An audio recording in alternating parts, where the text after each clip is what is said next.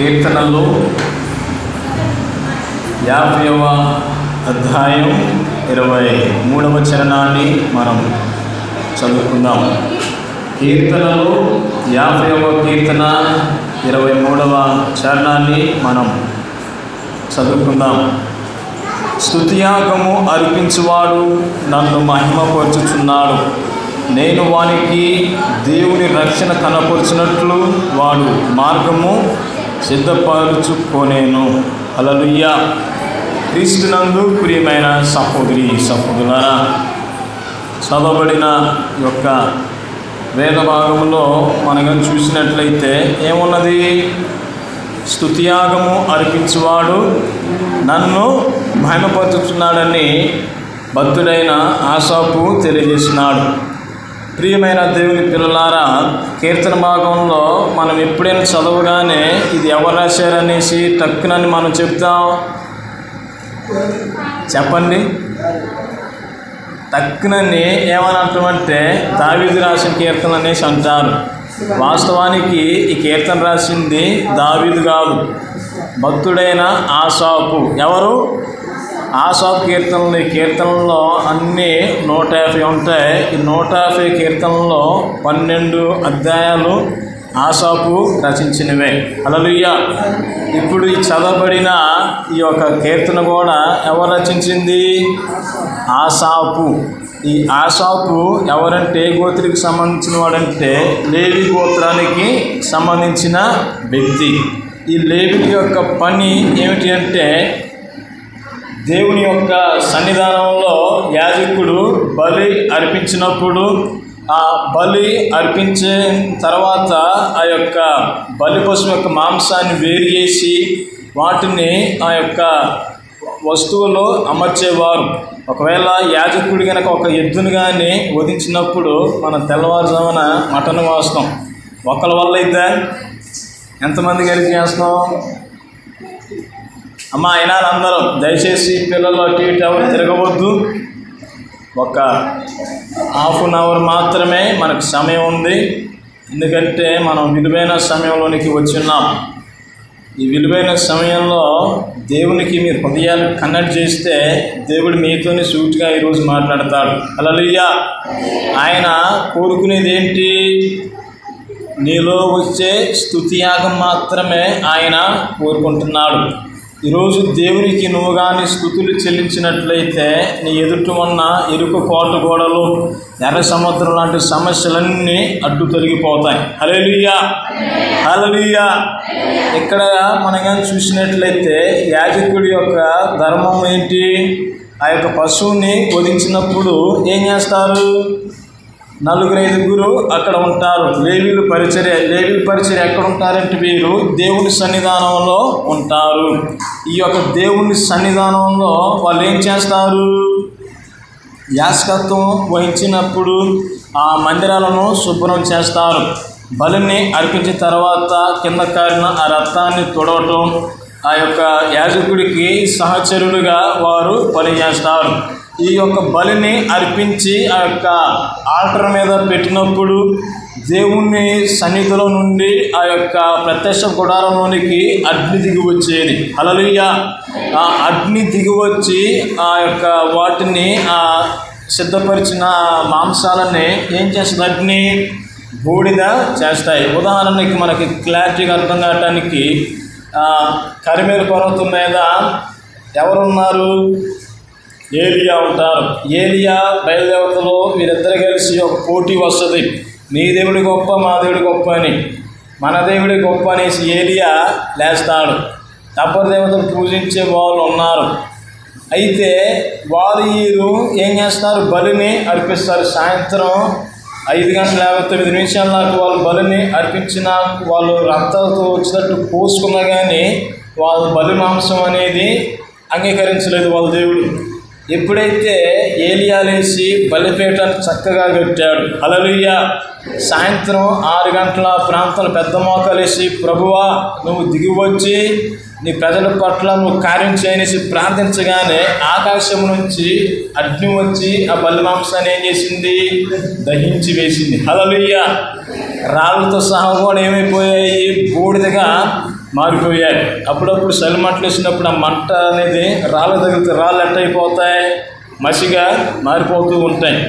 అయితే ఈ యొక్క యాజకుని యొక్క ధర్మంలో కూడా ఎలాంటి పని చేసేవారు? ఒక పరిచారకుడు, భక్తుడైన ఆసాపు. ఈ భక్తుడైన ఆసాపుకి ఒకరోజు తీవ్రమైన బాధ కలిగింది. ఎందుకంటే దేవుడిచ్చే ఈ దేవునికే మనము ఇస్తున్నాం, కానీ దేవునికి ప్రత్యేకమైనది ఏదైనా ఇవ్వాలి అనేసి ఒక మనసులో తృష్ణ వచ్చింది. హల్లెలూయా. ఆ తృష్ణ ఏంటంటే ఈ లోకంలో మనకు నచ్చినట్టు మనము ప్రవర్తించినట్లయితే, మనము ఉదాహరణకి మీకు ఇంకా క్లారిటీగా చెప్పాలంటే, మీకు ఒక 10,000 నేను ఇచ్చాను అనుకోండి, ఆ 10,000 తిరిగి నాకు ఇస్తే నాకు సంతోషంగా ఉంటుందా? లేదా 10,000కి వడ్డీ కలిపి ఇంకొక 5,000 ఎక్స్ట్రా ఇస్తే సంతోషంగా ఉంటుందా? చెప్పండి, అర్థమవుతుందా? దేవుడు ఎప్పుడు సంతోషపడతాడంటే అత్యధికంగా ఆయనకి ఇవ్వాలి. మీకు ఉదాహరణకు చెప్తున్నాను, నేను మీకు 10,000 ఇచ్చాను అనుకోండి, అదే 10,000 ఒక సంవత్సరం తర్వాత ఇస్తే బాగుంటుందా? దానికి ఒక 5,000 ఇంకా 10,000 ఎక్స్ట్రా కలిపిస్తే బాగుంటుందా? నాకైతే, నా మనసుకి అయితే ఎక్స్ట్రా అయితే బాగుంటుంది. అట్లనే దేవుడు కూడా మనలో నుంచి ఒకటి కోరుకుంటున్నాడు. ఈ యొక్క యాజకులు ఏం చేస్తున్నారు? అది వృత్తిరీత్యా వాళ్ళు అదే కొనన్నట్టు వాళ్ళు అదే ఒక ప్రాసెస్లో వెళ్ళిపోతున్నారు, కానీ దేవుని యొక్క మహిమను వాళ్ళు కనుగొనలేకపోతున్నారు. హల్లెలూయా. ఎందుకని? ఆ యొక్క ధూప వేద్యము కానీ, నైవేద్యాలు కానీ, బలి అర్పణలు కానీ దేవుని సంతోషపెడతాయా? దేవునికి సంతోషించేదేంటి? కేవలం మనలో వచ్చే స్తుతి మాత్రమే. హల్లెలూయా.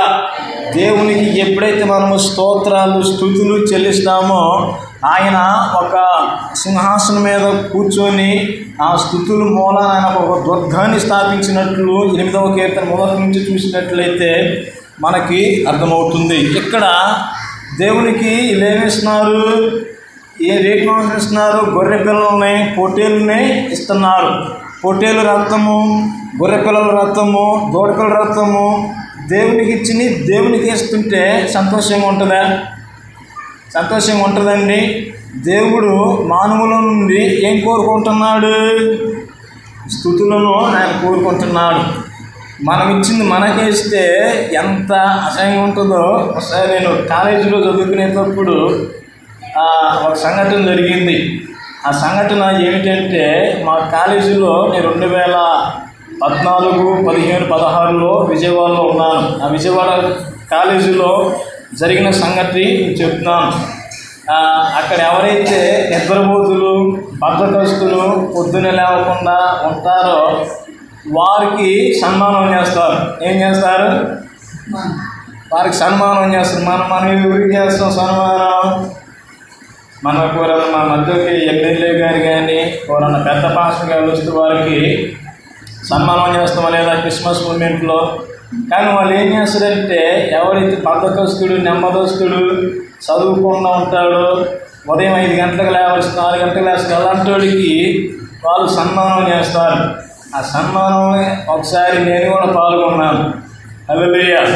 అంటే నాకు కొత్త కదా తెలియదు. అయితే రోజు సాటర్డే రోజు అందరూ టీం అంతా ఒక చోట గ్యాదర్ అయింది. ఇప్పుడు సన్మాన గిఫ్ట్ తీసుకోవడానికి మేము స్టేజ్ మీద పిలిచారు. నన్ను పిలిచి శుభ్రంగా ఇన్సైడ్ చేసి షూ వేసి పైకి ఎక్కాను. ఇప్పుడు మన మధ్యలో బ్రదర్ సాగర్ గారు వచ్చి ఈ యొక్క బహుమతి తీసుకుంటారన్న, అందుకని అదే ఎంత అట్టపెట్టి హల్లెలూయా. ఎట్టపెట్టు చూడగానే ఖుషిగా నవ్వి కిలకిల నవ్వుకుంటూ పోయి తీశాడు. బ్రదర్ గారు ఒకసారి దీన్ని ఓపెన్ చేస్తారా అని అనగానే, ఓకే వద్దులే నేను రూమ్లో తీసుకుంటాను, లేదు ఇక్కడే అన్నారు. అది తీయగానే ఏమైందంటే, అందులో ఏమోనంటే నేను కప్పుకున్న దుప్పట్లో, నేను వేసిన బట్టలు, అర్థమవుతుందా? నేను ఆడుకునే షూస్ ఉంటాయి కదా, షూస్ సాక్స్ అన్నేసి ప్యాక్ చేసి ఇచ్చారు. నా సొమ్ము నాకే ఇచ్చినా బాగుంటుందా? అర్థమవుతుందా నేను చెప్పేది? నా సొమ్ము నాకైతే బాగుంటుందా? బాగుండు. అట్లనే ఈ గొర్రె పిల్లలు కానీ, దూడ పిల్లలు కానీ, పశువాదులు కానీ అన్నీ ఎవరిచ్చింది మనకి? దేవుడిచ్చి. వీటన్నిటిని ఎవరు కలగజేశాడు? దేవుడు కలగజేశాడు. ఎవరి కోసం? మన కోసమే. హల్లెలూయా. దేవుడు సృష్టించినప్పుడు ఫస్ట్ డైరెక్ట్గా మనల్ని సృష్టించాల. మన కోసం ముందుగా ఏం కలగజేసాడు ఆయన? ఆకాశం కలుగును కాకంటే ఆకాశం కలిగింది, భూమి కలుగును కాకంటే భూమి కలిగింది, ఆకాశం మండలంలో నక్షత్రాలు చంద్రమండలాలు కలుగును కాకంటే అవి కలిగాయి. హల్లెలూయా. ఉదయ నక్షత్రం ఏకముగా కూడి పాడినప్పుడు భూమికి ఆయన ఏం చేశాడు? పునాదిని ఆయన వేసి ఉన్నాడు. మానవుడి కోసం అన్ని సిద్ధం చేసిన తర్వాత ఆఖరిగా మనల్ని కలగజేశాడు. ఎట్టా? ఆయన రూపంలో, ఆయన పోలికగా తండ్రి, కుమార, పరిశుద్ధాత్మ త్రియేక దేవుడు మనల్ని కలగజేసి ఉన్నారు. హల్లెలూయా. మనల్ని సృష్టించడానికి కారణం ఏంటి చెప్పండి? దేవుణ్ణి మాయపరచటమే. నరుల స్థుతుల మూలముగా ఆయన ఒక దుర్గాన్ని స్థాపించుకోవాలని ఆశ కలిగి ఆయన నిన్ను నన్ను కలగజేశాడు. అందుకనే ఇందాక మనము కొత్త నిబంధన లేఖనంలో చదివి ఉన్నామని ప్రతి విషయమందు దేవునికి కృతజ్ఞతాస్తుతులు చెల్లించాలి. అయితే ఇక్కడ సాక్షాత్తుగా ఈ యొక్క ఆశాబ్దు దేవుడే మాట్లాడుతున్నాడు. మనము ఈ 51 కీర్తన మొదటి నుండి చూసినట్లయితే దేవుడిచ్చినకి మళ్ళీ తిరిగి అవే దేవుడికి ఇస్తున్నాం, కానీ కొత్తగా ఏమైనా ఇస్తున్నావా లేదా అన్నది ఈరోజు మన యొక్క ప్రశ్న. 50 కీర్తన మొదటి నుంచి చదవండి ఒకసారి. కొంచెం గట్టిగా చదవండమ్మా.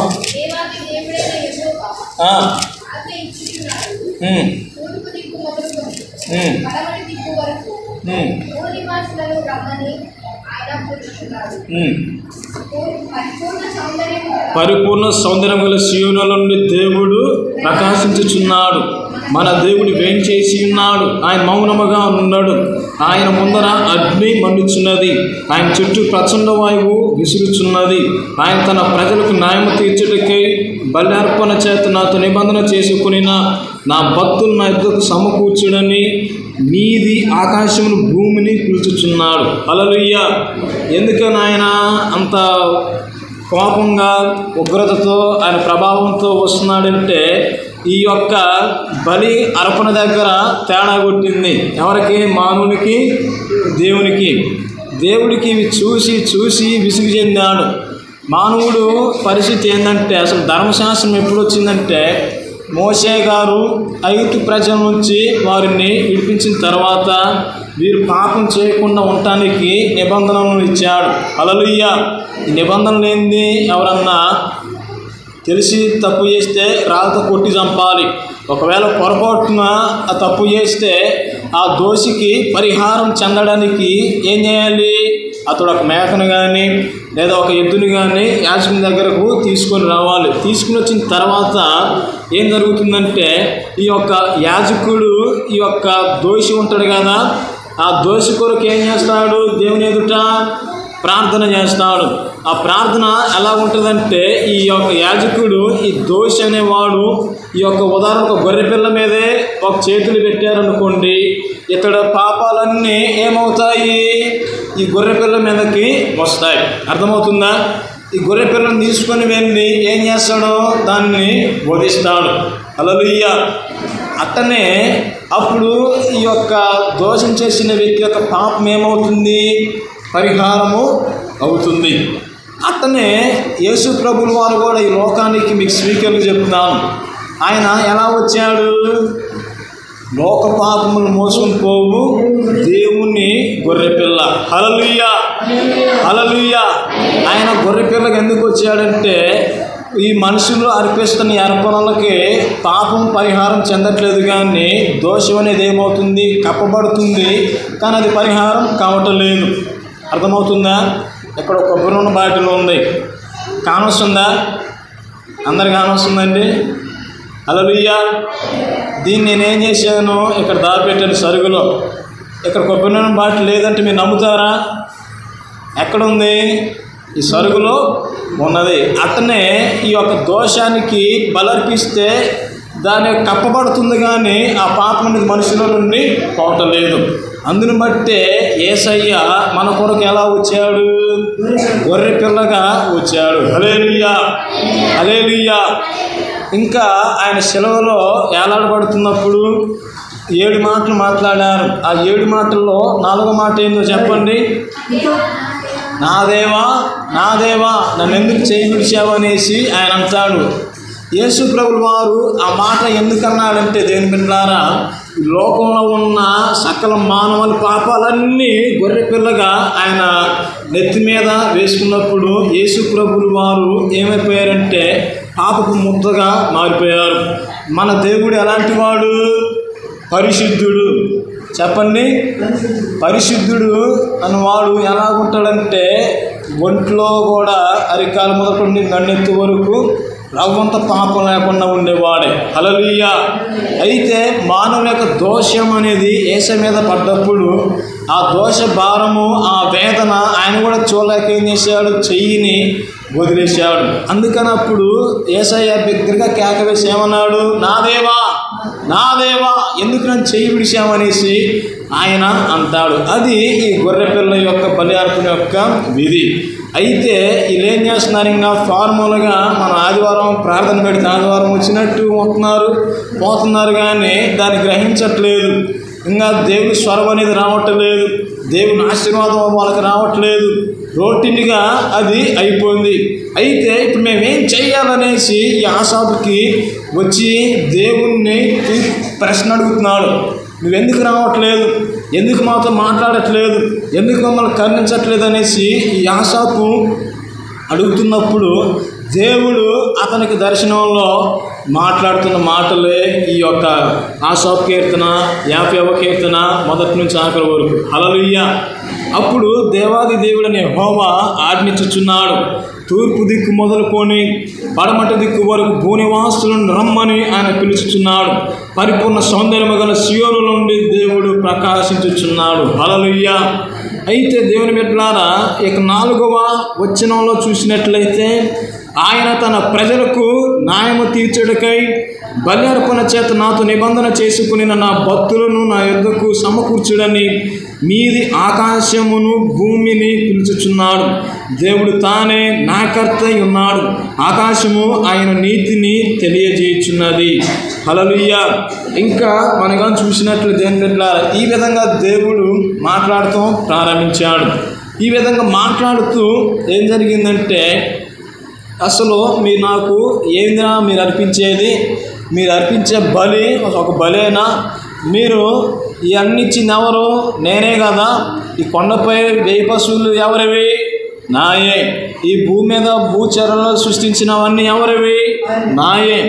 అయితే నా సొమ్ము నాకే ఎత్తున్నారు, మిమ్మల్ని దీవించడానికి మీరు కొత్తగా ఏమిస్తున్నారు అనేసి దేవుడు తిరిగి ఆసాపుకి ప్రశ్నించాడు. అర్థమైందా? హల్లెలూయా. మీరందరూ ఎక్కడుంటేనే మీకు అర్థమవుతాయి. మీరు ఉన్నది ఎక్కడే, కానీ మీ ఆలోచనలు ఇంటి దగ్గర తిరుగుతున్నాయి. యేసు రక్తమే జయం. హల్లెలూయా. అయితే దేవుని బిడ్డలకు 8వ వచనంలో మనం చూసినట్లయితే, నీ బలుల విషయమై నేను నిన్ను గద్దించటం లేదు, నీ దహన బలులు నిత్యం ఎదుట కనబడుచున్నవి. నీ ఇంటి నుండి కోడనైనను నీ మంద నుండి పొట్టేలనైనను నేను తీసుకొనను. అడవి మృగములన్నీ 1000 కొండల మీద పశువులన్నీ నావే కదా. కొండలలోని పక్షులన్నిటినీ నేను ఎరుగుదును. పొలములోని పశ్వాదులు నా వశమై ఉన్నవి. లోకమును దాని పరిపూర్ణతయు నావే. నేను ఆకలి కొనినను నీతో చెప్పను. ఇంకా ఈ కిందకు వచ్చినట్లయితే దేవుని బిడ్డలారా, దేవుడు ఏం చెప్తున్నాడంటే, వృషభములు మాంసము నేను తిన్నునా, పొట్టేల రక్తం నేను త్రాగుదునా అంటే వీళ్ళు బలిని అర్పిస్తున్నారు. ఆ బలి మాంసం దేవుడు తింటాడా? ఎవరు తింటాడు? అర్పించిన యాజకులే, అక్కడున్న పరిచారకులే తింటారు. నేను ఇచ్చే సొమ్ముని నాకు అర్పించి ఎవరు తినేస్తున్నారా? మీరే తింటున్నారు. నేను తీసుకుంటున్నానేసి ఆశాతో దేవుడు మాట్లాడుతున్నారు. ఇక్కడ ఇంకా మనం కానీ చూసినట్లయితే 14వ వచనంలో అద్భుతమైన మాట ఉంటుంది. చదవండి. దేవునికి స్తుతియాగము చేయము, మహోన్నతునికి నీ మొక్కుబడులు చెల్లించుము. కింద ఆపత్కాలమున నీవు నన్ను గూర్చి మొరపెట్టుము, నేను నిన్ను విడిపించేదను, నీవు నన్ను మహిమపరచుదువు. గట్టిగా హల్లెలూయా చెప్పండి. హల్లెలూయా, హల్లెలూయా. చూడండి దేవుని బిడ్డలారా, దేవుడు ఆకలి కొంటలేదు, పొట్టేల రక్తమాంసాలను అడగట్లేదు. దేవుడు మానవునితో ఏం చెప్తున్నాడు? నన్ను స్తుతించండి, స్తుతియాగం నాకు చేసినట్లయితే నేను మహిమపరచబడతాను, నువ్వు ఆపత్కాలంలో ఉన్నప్పుడు నేను నిన్ను విడిపిస్తాననేసి ఆయన అంటున్నాడు. హల్లెలూయా. కొద్ది రోజుల క్రితము చెన్నై మహానగరంలో ఒక అద్భుతమైన సంఘటన జరిగిందండి. స్తుతిలోని ఎంత ప్రార్థన గొప్ప శక్తి ఉంటుందో ఈ యొక్క చెప్తే మీకు అర్థమవుతుంది. ఒక అతను ఉన్నాడు, అతనికి ఒక అమ్మాయి. చిన్నప్పుడే తల్లి చనిపోయింది. అయితే ఈ అమ్మాయిని పెంచి పెద్ద చేసి అమ్మాయిని ఎంఎస్సి బాగా చదివి డాక్టర్ని చేయాలనేసి అనుకున్నాడు. వీళ్ళు మంచిగానే దేవుని సన్నిధిలో ఉంటారు. ప్రతినిత్యం అతను ఏం చేస్తాడంటే స్తుతియాగం చేస్తాడు. దేవుడు ఏది చేసినా మన కోసం ఆయనకు స్తోత్రం అని. హల్లెలూయా. ఒకరోజు వీళ్ళిద్దరు కలిసి ప్రయాణమై ఒక పెళ్లికి వెళ్తున్నప్పుడు ఏమైందంటే వీరెక్కిన వెహికల్ని ఎదురొచ్చి ఒక లారీ గుద్దింది. ఏం చేసింది? లారీ గుద్దితే యాక్సిడెంట్ అయింది. అయితే ఇతనికి చిన్నపాటి దెబ్బలు తగిలాయి, కానీ ఇతను కూతురికేమో బాగా బలంగా తగిలి ఆ దెబ్బలకు ఆవిడ ఏం చేసింది? కోమా స్టేజ్లోకి వెళ్ళిపోయింది. కోమా స్టేజ్లోకి వెళ్ళిపోయినప్పుడు అప్పుడు ఏం జరిగిందంటే దేవుని దూతలు అక్కడికి వచ్చాయి. ఒక పక్క సాతానుడు కూడా అడిగి వచ్చిన్నాడు. దేవుని యొక్క దూత చెప్తున్నాయి, నా కుమారుడా నీ బిడ్డకేం కాదు, నువ్వు స్తుతించు, ఏం కాదనేసి అంటే సాతాను వచ్చి నీ బిడ్డ చనిపోతుంది, తీసుకెళ్ళి హాస్పిటల్కి అనేసి అంటుంది. ఈ రెండింటి పరిస్థితుల్లో మధ్యలో మనం ఉంటే మనం ఏం చేస్తాం? హాస్పిటల్కి వెళ్తామా, దేన్ని స్తుతిస్తామా? అవునా కాదు? హాస్పిటల్కి అతడు తీసుకుని వెళ్ళాడు. నా కుమారుడా నీ బిడ్డకేం కాదనేసి ఆత్మదేవుడు చెప్తున్నాడు. నువ్వు దేవుణ్ణి స్తుతించు, ఏం కాదు, డోంట్ వరీ, దేవుని స్తోత్రం చెప్పంటే ఇదిగో తొందరగా తీసుకుని వెళ్ళి హాస్పిటల్లో తీసుకెళ్ళలేదని చచ్చిపోద్దని అనేసి వెనక సాతాను అతన్ని ప్రేరేపిస్తుంది. అతడు స్తుతులు చెప్పట్లేదు, అటు ఇది జరగనట్లేదు. నడి మధ్యలో ఆయన ఉన్నాడు. ఆవిడని తీసుకుని వెళ్ళి స్ట్రెచర్ మీద తీసుకుని వెళ్ళారు.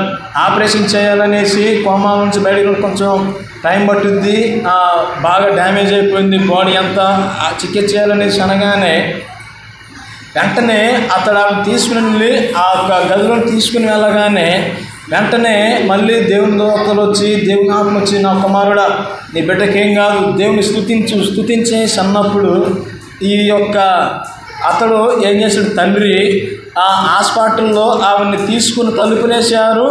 ఇతడు బయటకు వచ్చేసి ఆ కుర్చీ దగ్గర పెద్ద మోకలి, దేవా నీకు స్తోత్రం, తండ్రి నీకు స్తోత్రం అనేసి ఎప్పుడైతే ఆయన స్తుతించాడో ఆవిడకి ఆ చికిత్స అందించే లోపల ఆ కోమా నుంచి బయటకు వచ్చి నాకేం కాలేదు నుంచి బయటకు వచ్చేసిందంట. హల్లెలూయా, హల్లెలూయా. దెబ్బకే సాతాను దురాత్మలన్నీ ఓడిపోయి అక్కడి నుండి పారిపోయాయి. ఈరోజు నువ్వు కూడా నీకు వచ్చే కష్టాలు పరిస్థితుల్లో నువ్వేం చేయాలి? దేవునికి స్తోత్రాలు చెప్పండి. అప్పుల సమస్యలు ఉన్నాయా? అప్పులను బట్టి నీకు స్తోత్రం. రోగాలు ఉన్నాయా? ఈ రోగాన్ని బట్టి నీకు స్తోత్రం. కష్టాలు ఉన్నాయా? ఈ కష్టాన్ని బట్టి నీకు స్తోత్రం. ఎవరైనా శత్రువుని భయపెడుతున్నారా? ఈ శత్రువుని బట్టి నీకు స్తోత్రం.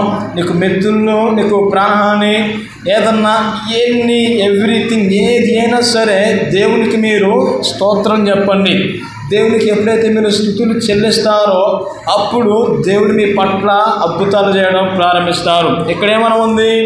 ఆపత్కాలమున నీవు నన్ను గూర్చి మొరపెట్టుము, నేను నిన్ను విడిపించదను, నీవు నన్ను మహిమపరిచెదవు అనేసి ఉన్నది. మనం ఒక ఆపద కాలంలో దేవునికి ఎప్పుడైతే మనం మొరపెడతామో ఆయన ఖచ్చితంగా మన పట్ల కార్యాలను చేస్తాడు. ఉదాహరణకి బైబిల్లో చూసినట్లు ఎస్తేర్ రాణి ఉంది. ఎస్తేర్ రాణి కాలంలో ఏం జరిగింది? ఈ యొక్క హామాను అనేవాడంటే వాడు ఎలాంటి టైప్ అంటే హమాస్ ఉగ్రవాదుల టైప్ అనమాట. యేసు రక్తమే జయం. వీళ్ళందరూ ఏం చేశారు? కలిసి కట్టుకొని భూమి మీద యూదులు అనే వాళ్ళే లేకుండా కుడిచిపెడదామనేసి కంకణం కట్టుకున్నారు. ఎస్తేర్ అనే తాపత్కాలంలో దేవుని సన్నిధికి వెళ్ళి ఏం చేసింది? ఆవిడ 3 రోజులు ఉపవాసం దేవునికి ప్రార్థన చేసింది. ఈ ఆపత్కాలం కూడా దేవుడు ఏం చేశాడు? మరణ బంధకాలను తెంచివేసి మరలా వారికి ఏమి కాకుండా దేవుడు వారిని కాపాడి సంరక్షించాడు. హల్లెలూయా. ఒకసారి ఒక సైలెంట్ చేయండి అమ్మా. హల్లెలూయా. ఎస్తేర్ రాణి ఏం చేసింది? ఆవిడ 3 రోజులు దేవుని సన్నిధిలో ఉపవాసం ఉంది. తన ఆపత్కాలంలో తనే కాదు కానీ యూదులు అనబడిన ఈ 121 సంస్థానాలలో దేశాలు నివసిస్తున్న వారు కూడా చిన్న ప్రాణహాని లేకుండా దేవుడు కృపతో ఆవిడ ఏం చేసిన ఆపత్కాలను మొదలుపెట్టి తమ ప్రజలని రక్షించుకున్నది. హల్లెలూయా. ఇంకా హిజ్కియా కాలంలో మనం చూసినట్లయితే ఎంతమంది 180,000 మంది వచ్చి ఏం చేశారు? యూదా దేశాన్ని చుట్టుముట్టేశారు. ఆపత్కాలంలో హిజ్కియా రాజు ఏం చేశాడు? దేవుని సన్నిధిలో ప్రార్థన చేశాడు. ప్రార్థన చేసినప్పుడు ఎవరైతే 180,000 మంది చంపడానికి వచ్చారో తెల్లారి పాటికి ఈ 180,000 మందిని దేవుని సన్నిధిలో దోత దిగి వచ్చి వారిని నాశనం చేసి కనబడకుండా వెళ్ళిపోయింది. హల్లెలూయా. తెల్లారేసరికి వారి మొక్కలేరుకోవటానికి కూడా లేరన్నమాట. అంత భయంకరమైన యుద్ధంలో దేవుడు వారికి ఏం చేశాడు? సహాయాన్ని చేశాడు. ఆపత్కాలం ముందు మనం దేవునికి మొరపెట్టినప్పుడు ఆయన మనకి ఎప్పుడు ఉత్తరం ఇస్తాడంటే ప్రతి విషయమునందు దేవునికి మనము కృతజ్ఞతాస్తుతులు చెల్లించినప్పుడు మాత్రమే. హల్లెలూయా. మరి ఇవాళ నుంచి మీకు వచ్చే ప్రతి సమస్యల్లో కష్టాలలో దేవునికి మీరు స్తుతియాగం చేయండి. మీరు ఎప్పుడైతే స్తుతియాగం చేస్తారో అప్పుడు మీ స్థితిగతులే మారిపోతాయి. మేము ప్రతిరోజు ఉదయకాలము 4 గంటలకు లేచి 4 గంటల నుంచి 5 గంటల వరకు కేవలం దేవునికి స్తోత్రాలే చెప్తాం. ఒక హాఫ్ అన్ అవర్ స్తోత్రాలు, ఒక హాఫ్ అన్ అవరు వాగ్దానాలు. ఇట్లా రోజు మొత్తంలో దేవుని మీరు కానీ స్మరణ చేసినట్లయితే మీ జీవితాలు గొంగళ పురుగు నుంచి సీతాకోకచిలుకగా మారిపోతూ ఉంటాయి. హల్లెలూయా. దేవుడు మేలు చేసినా మన మంచికే, కీడు చేసినా మన మంచికే. మన పాట పాడుతాం కదా, అంతా నా మేలుకే ఆరాధన యేసుకే అని మన పాటలో పాడతాం కాదు కానీ దాన్ని నెరవేర్చేటట్టు మనం ఉండాలి. హల్లెలూయా. అప్పుడు మన జీవితంలో అద్భుతాలను ఆశ్చర్యకార్యాలను మనం చూస్తాం. ఇశ్రాయేలు ప్రజలు యుద్ధం చేశారా? వాళ్ళు ఎరుకోని స్వాధీనించడానికి వాళ్ళు యుద్ధం చేయలేదు, కత్తి పట్టుకోలేదు, బాణాలు తీసుకొని వేయలేదు. ఏం చేశారు? ఎరుక గోడ చుట్టూరు 7 మార్లు తిరిగి దేవునికి స్తోత్రము గానము చేయటానికి పాటలు పాడారు. అంతే. ఏమైపోయాయి? ఎరుక కోటగూడలు కూడా కూలిపోయాయి. కూలిపోవటమే కాదు కానీ ఆ ఎరుకో కోట గోడల మీద సుమారు ఒకేసారి 5-6 బస్సుల దాకా డైరెక్షన్గా వెళ్ళిపోతాయి. ఇప్పుడు మనం చూస్తున్నాం. ఇవాళ మీరు బైపాస్ రోడ్డుగా చూసినట్లయితే అది ఏ వే? అది 4 వేనే. దానికన్నా డబల్గా ఉంటుంది. ఎరుకో కోట గోడలు అంటే అంత మందం. వాటి యొక్క హైట్ వచ్చేసి 50 అడుగులు హైట్ ఉంటాయి. అంటే ఇవి దేశం చుట్టూరు ఉంటాయి. ఇప్పుడు చైనాలో ఒక వాల్ ఉంటుంది. ఎందుకని అది కట్టుకున్నారు? వాడు ఆ దేశాన్ని సంరక్షించుకోవడానికి మాత్రమే. అట్టనే అలాంటి భయంకరమైన కోటగోడలు ఎరుకో చుట్టూ ఉన్నాయి. అయితే దేవుడు చేసిన అద్భుతం ఏంటంటే వీళ్ళు ఎప్పుడైతే దేవుణ్ణి స్తుతించారో, దేవునికి ఎప్పుడైతే 7 మార్లు తిరిగి దేవునికి స్తోత్రయాగం చేశారో అండర్ గ్రౌండ్లో ఏమొచ్చిందంటే భూకంపం వచ్చింది. హల్లెలూయా. ఈ భూకంపం వచ్చేసి సుమారు అది ఒక 50 అడుగుల లోతులోనికి కూరకపోయింది. వీరు వాళ్ళు కొట్టలేదు, చెందలేదు. తర్వాత ఏం చేశాడంటే దేవుడు కందిరీగలు పంపి ఈ యెరికో ప్రజల మీదకి పంపాడు. ఆ కందిరీగల బారి నుంచి ఒక్కొక్కడు కొడుతుంటే, డాడీ ఈగలు కొడుతున్నట్టు నిన్ను కొడితే నన్ను కూడా కొడుతున్నారు అనేసి వాడు అనుకున్నట్టు ఆ ప్రాంతం నుంచి పారిపోయారు. చక్కగా యెరికో పట్టణాన్ని కూడా వాళ్ళు ఏం చేశారు? స్వాధీనం చేసుకున్నారు. ఈరోజు మనం కూడా గొప్ప గొప్ప పరలోకాన్ని మనము స్వాధీనం చేసుకొని దేవునికి మనం ఏం చేయాలి? స్తోత్రయాగం చేయాలి. స్తుతియాగము అర్పించేవాడు నన్ను ఏం చేస్తున్నాడు? మహిమపరుస్తున్నాడు. తండ్రి అయిన దేవునికి స్తోత్రం, కుమారునైన దేవునికి స్తోత్రం, పరిశుద్ధాత్మ దేవునికి స్తోత్రం అని మీరు నిత్యమైనకి స్తోత్రయాగం చేసినట్లయితే మీ జీవితాలలో అద్భుతాలను మీరు చూస్తారు. ఎక్కడి నుంచి మీరు చెయ్యకపోతే ఎక్కడి నుంచి మీరు ప్రారంభించండి. తర్వాత నేను వచ్చే లోపల మీరు ఆశీర్వాదాన్ని మీరు తప్పకుండా మీరు చూస్తారు. హల్లెలూయా.